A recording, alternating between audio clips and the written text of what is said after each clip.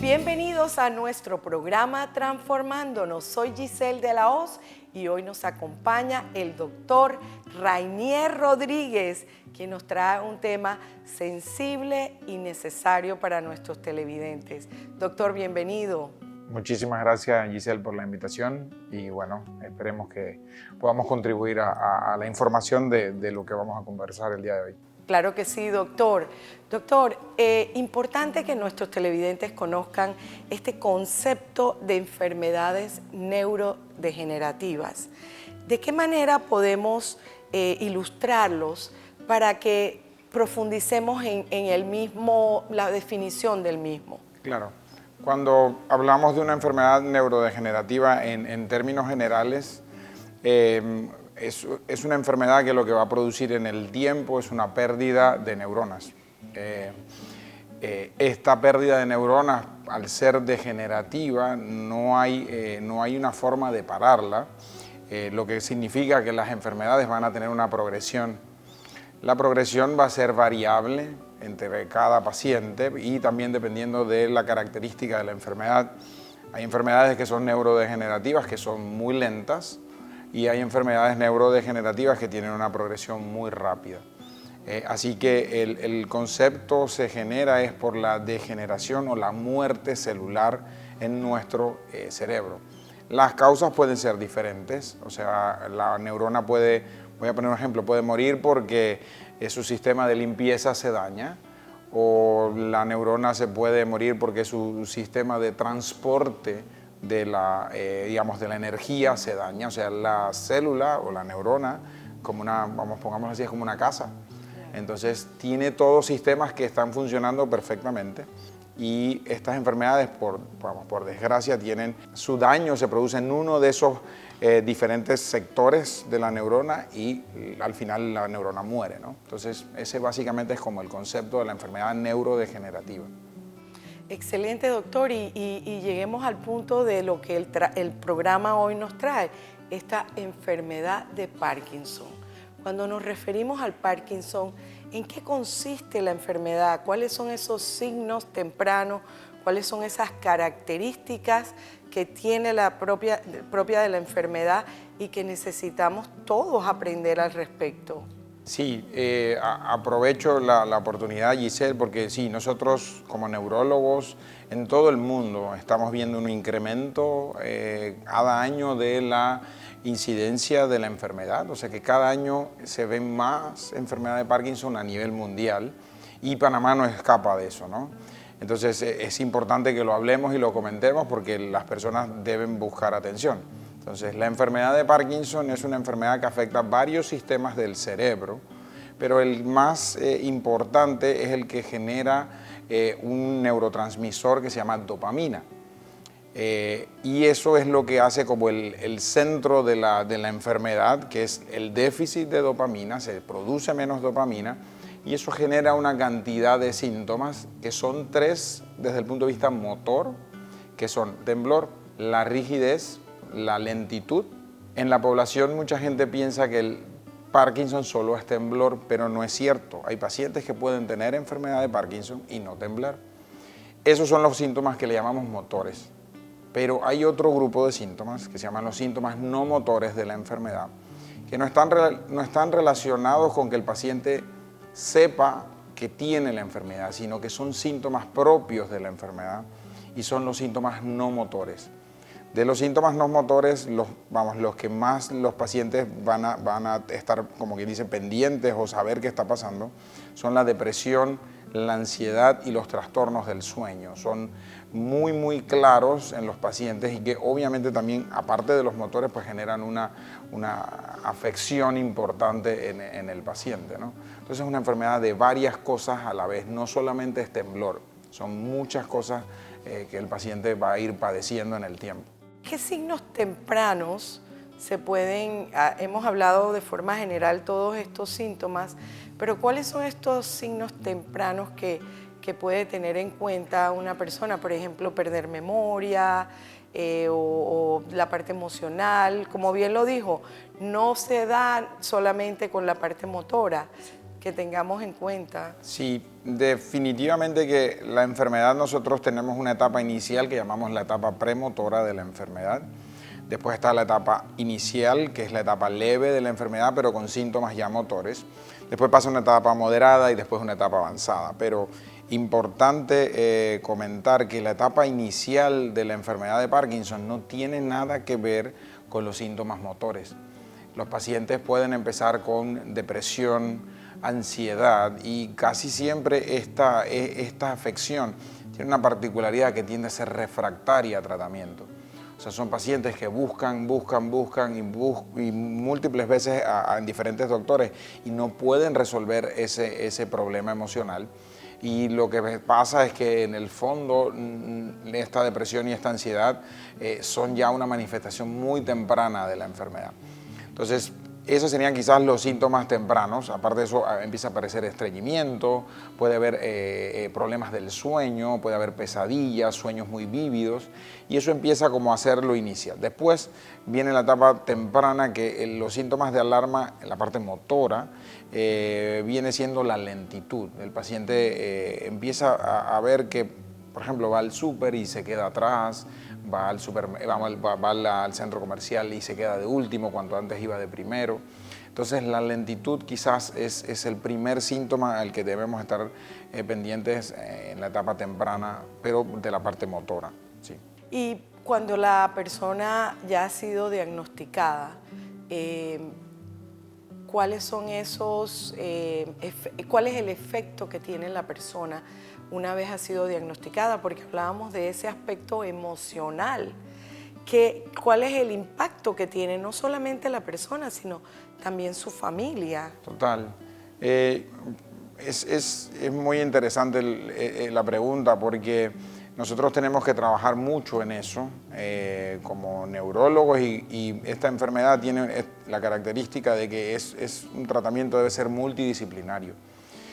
Nosotros estamos empezando a ver la enfermedad así, estamos trabajando en eso, pero la parte emocional es de vital importancia. O sea, todo paciente que tiene la enfermedad, aparte de tener un neurólogo, por lo menos debería ofrecerse la posibilidad de tener atención por un psiquiatra, y ese psiquiatra después pues definir cuáles son los siguientes pasos, si va a haber que hacer algún tipo de psicoterapia o si va a requerir algún tratamiento farmacológico como tal.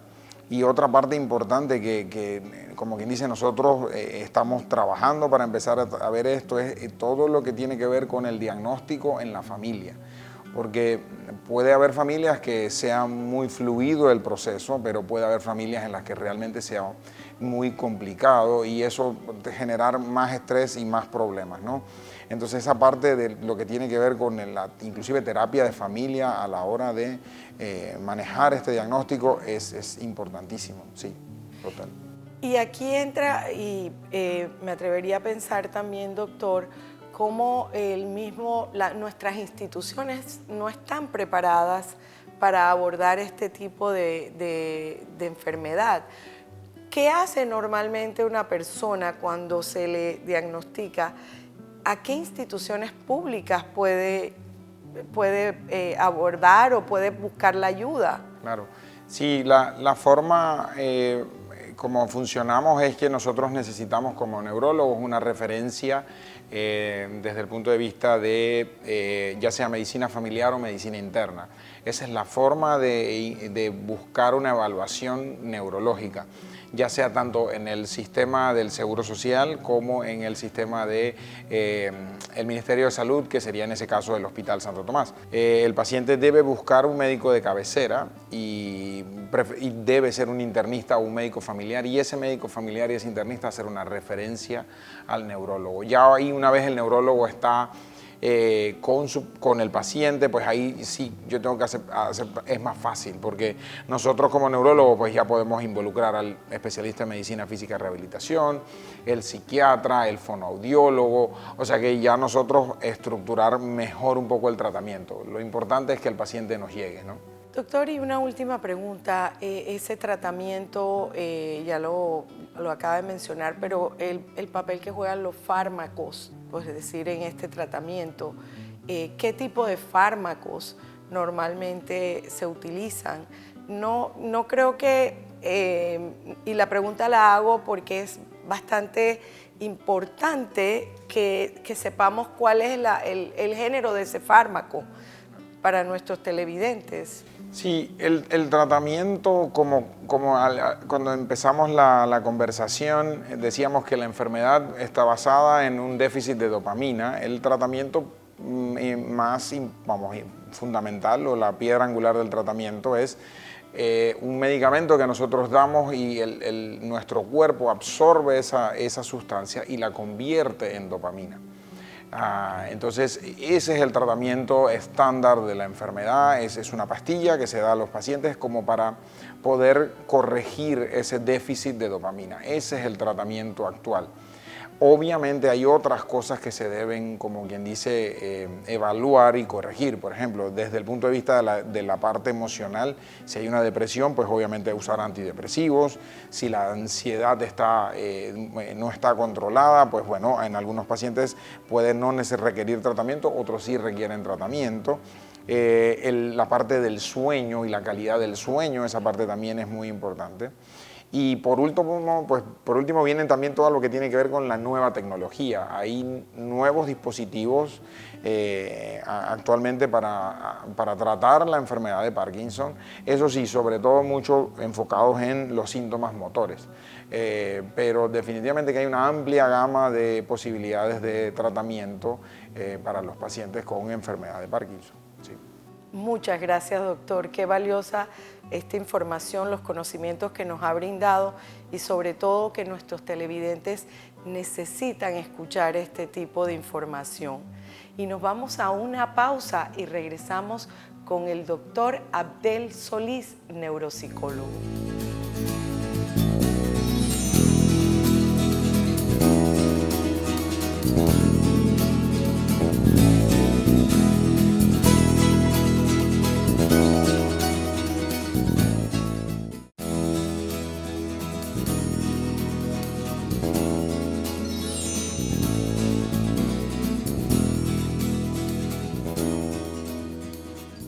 Profesor, bienvenido a nuestro programa Transformándonos y gracias por acceder a estar aquí hoy con nosotros. Gracias a ti por invitarnos a hablar contigo.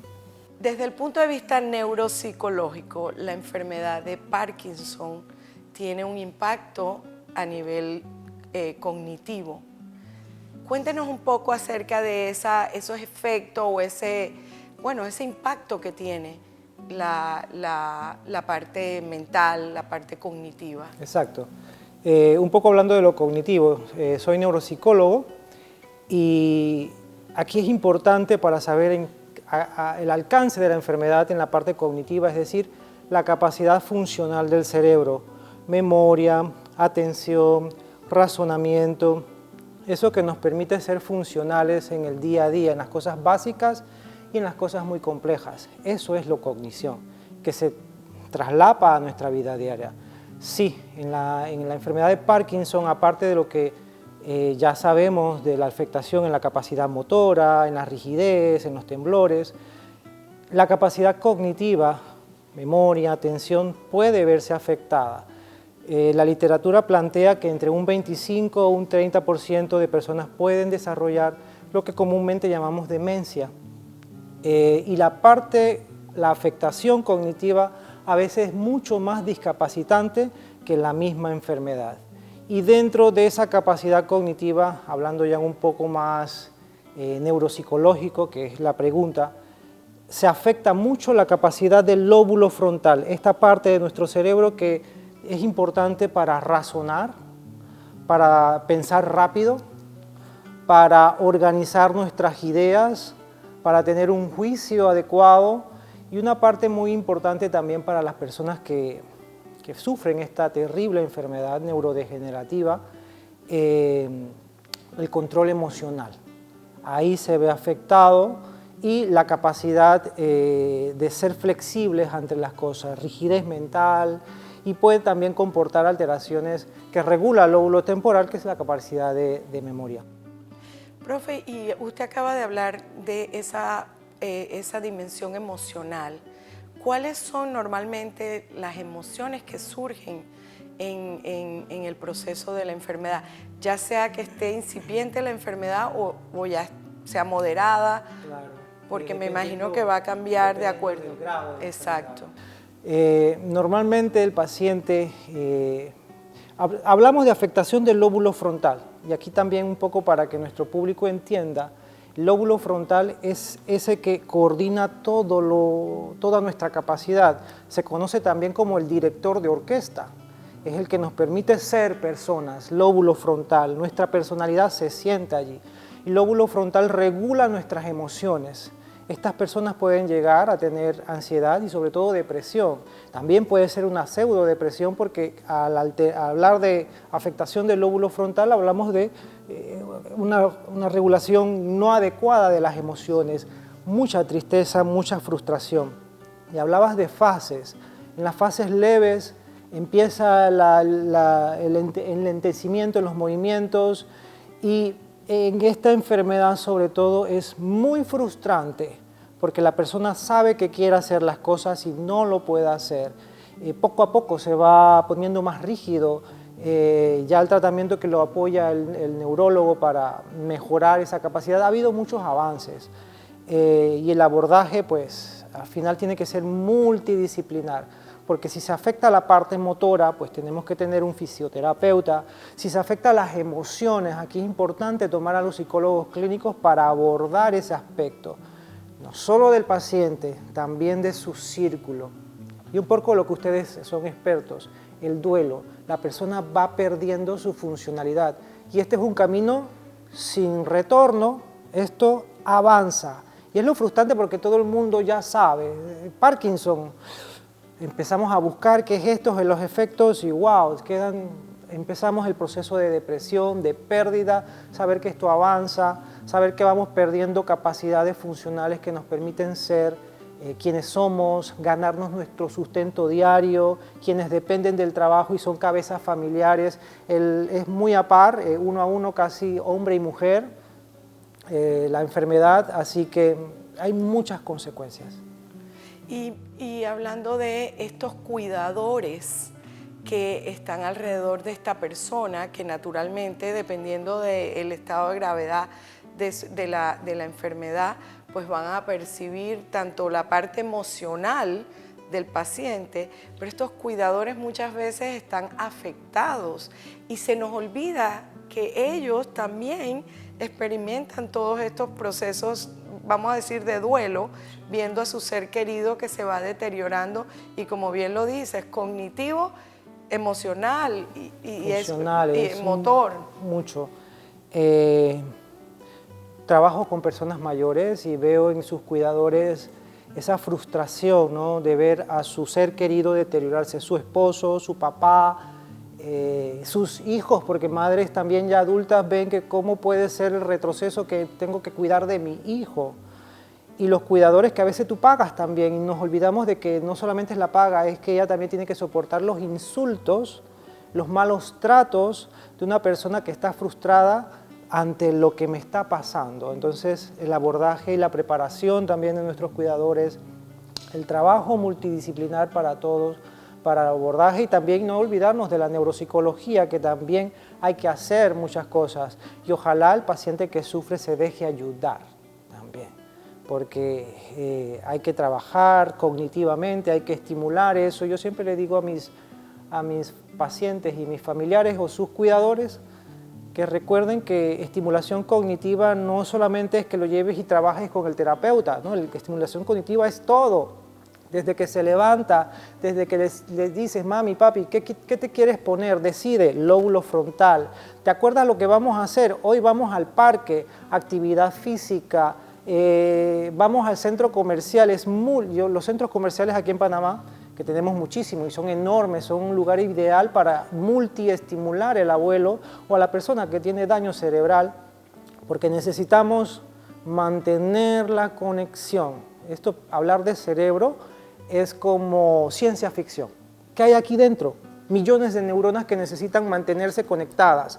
Se va perdiendo conexiones, pandemia nos encerró y ese abuelo, esa persona dejó de salir, dejó de comunicarse, dejó de leer el periódico, de ir a comprar el billete. Así que hay muchas actividades que hay que hacer con los abuelos y con las personas que se vienen deteriorando porque son enfermedades que están al día, son muy prevalentes. Profe, otra pregunta, ¿en qué medida la neuropsicología trabaja esta evaluación del paciente? ¿Cómo proceder a esta evaluación? ¿Cómo acceder a esta evaluación? Bien, el abordaje, a veces me llegan pacientes y tú le preguntas, ¿de parte de quién viene? No vengo solo. Es preferible que siempre empecemos el camino por donde es, el médico. El médico tiene que hacer un cúmulo de exámenes y ver por dónde va, cómo está ese cerebro, hay resonancias analíticas y la neuropsicología es un proceso más de evaluación porque necesitamos, imagínate, para hacer la estimulación magnética transcraneal o los implantes que se hacen para estimular subcorteza, necesitas saber si hay deterioro cognitivo porque si ya ese paciente ha desarrollado demencia, no le puedes hacer ese tratamiento. La evaluación neuropsicológica es sumamente importante para saber cuál es el perfil que tiene el paciente, cómo está su capacidad frontal, cómo está su memoria, cómo actúa su atención, su velocidad de procesamiento, y va marcando las pautas. Y en este caso de los pacientes con Parkinson, no todos desarrollan demencia también, eso hay que tenerlo claro. No todos los pacientes de Parkinson van a desarrollar demencia, pero es importante saber si ya marcamos deterioro cognitivo, porque se le puede conocer como el pródromo de que esta persona va a desarrollar demencia. Puede que esté temblando, pero razona adecuadamente, tiene su capacidad dentro de la normalidad, así que es un indicador de cómo evoluciona y también cuáles serán las recomendaciones que vamos a poner, porque no es chocolate para todos, es qué cosa vamos a poner y cómo lo vamos a estimular, las recomendaciones al familiar, etc. Hay muchas cosas también que en la evaluación cognitiva o la evaluación del funcionamiento de su cerebro es fundamental. Y el tratamiento mismo se da de una forma multidisciplinar. Tenemos que poder trabajar de forma organizada, porque muchas veces trabajamos como islas cuando se trata de este tipo de enfermedades. Exacto, es la conciencia que también quizás el sistema público debe. Yo conozco de neuropsicólogos, solamente hay un neuropsicólogo, ya por aquí paso la voz, tiro la pelota a los responsables de políticas públicas, solo hay un neuropsicólogo, una neuropsicóloga gemila en el Seguro Social, para tanta daño cerebral que hay en este país. La neuropsicología es muy importante por lo que implica, y quién puede pagar también una evaluación, en dónde están, así que debiera ser un abordaje que esté accesible a todos, porque es una enfermedad que no respeta razas, estratos sociales, esto cualquiera le puede pasar. Gracias, doctor, por toda esta valiosa información y sobre todo lo que hemos podido darle a nuestros televidentes, una información que es de utilidad y a la vez de reconocer qué está sucediendo en nuestro entorno con nuestros adultos mayores. Sí, y los adultos porque... Claro, no hay que esperar definitivamente que llegue a esa etapa sin haber ido uno a la revisión. Eso decía uno de nuestros neurólogos, decía, ¿por qué vamos a esperar que pase tanto tiempo cuando se puede dar como un chequeo? Claro, y antes que me cortes, recordar que son los hábitos de vida saludables lo que van a proteger nuestro sistema nervioso central. Actividad cognitiva, actividad física, comer saludable, dieta mediterránea es una de las únicas que tiene evidencia científica de que mejora o protege nuestro sistema nervioso. La interacción sociofamiliar es importante, que la persona salga, interactúa, salga de esas 4 paredes, necesitamos que el cerebro conecte. Y estados emocionales adecuados. Y aquí entran muchas disciplinas que tienen que trabajar en conjunto para tener calidad de vida. De eso es lo que buscamos.